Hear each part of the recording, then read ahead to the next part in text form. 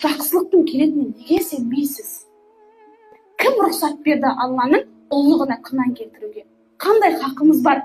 Я Алла, сен маған осы қиындықты бердің ғой, бірақ сен бұған жақсылықты бере алмайсың деуге кімнің хақысы бар? Сенім. Я Алла берген ауырлығының жеңілдігінің бар екеніне сенем. Бұл қиын күндердің келгені сияқты кететінін де білем. Я Алла, бұл нәрсенің барлығының уақытша екенін сенем деу бірінші жағдай. Сіздің үмітіңіз жоқ, сіз өзіңізден де үмітіңіз жоқ. Айтыңызшы, орамал тағайын десем, бірақ білмеймін дейсіз. Білмеймін, әкешім қарсы болатын сияқты дейсіз. Жолдасын білмеймін, ұрсатын сияқты дейсіз. Сияқты. Сіздің үмітіңіз жоқ жақсылықта.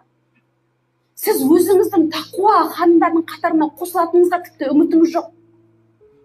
Өзіңіздің Құранға түсіп, Құраннан аяттар жаттайтыныңызға тіпті үмітіңіз жоқ. Үмітіңіз болса, өзіңізге сенсеңіз, сіз ертең ұстаздарға келіп, Құранға түсіп кеткен болар едіңіз. Біз өкінішке орай не жолдасымыздан үміт жоқ, не баладан үміт жоқ. Біз бірдеңе шыға ма деп өзіміз ішімізден күбірлеп жүреміз. Сондықтан үміт етіңіз. Үмітсіз тек қана шайтан ғана. Сіздің стресске түсіп, уайымға түсуіңіздің өзі де сіз жақсылықтан үміт ете алмай жатырсыз. Жақсылық жақсылықты шақырады. Жамандық жамандықты шақырады.